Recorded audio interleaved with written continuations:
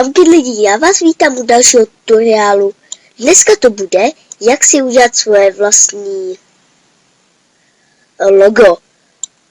Takže půjdete na svůj internetový prohlížeč a vyhledáte si tam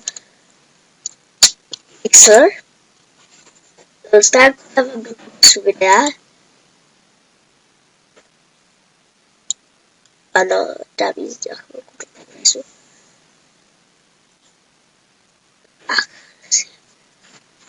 Tak. A zde, když si chcete vytvořit logo, tak dáte Pixel Editor. Takže já dám Launch Web App a dám vytvořit nový obrázek. Pojmenujeme si to logo. A šířka bude nějaká taková. Ano. Dám pohlední oky. Tak.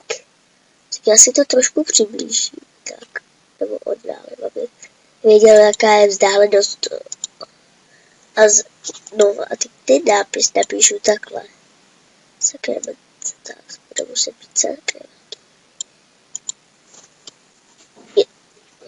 Game. Co hodíme?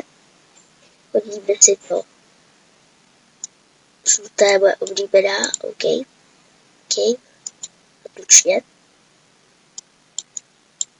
Sakra. Tak. A hodím si to tučně. OK, a jsem si booster.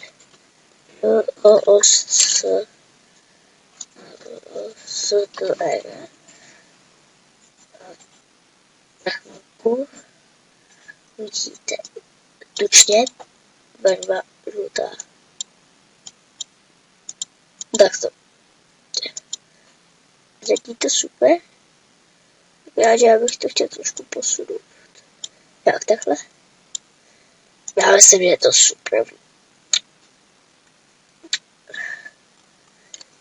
Jestli to hodím jako subscribe a potom dáte soubor a dáte uložit.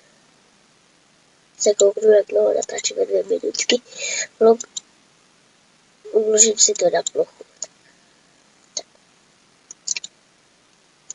Tak a pokud už to máte uložené, to logo, tak stačí si ho dát jenom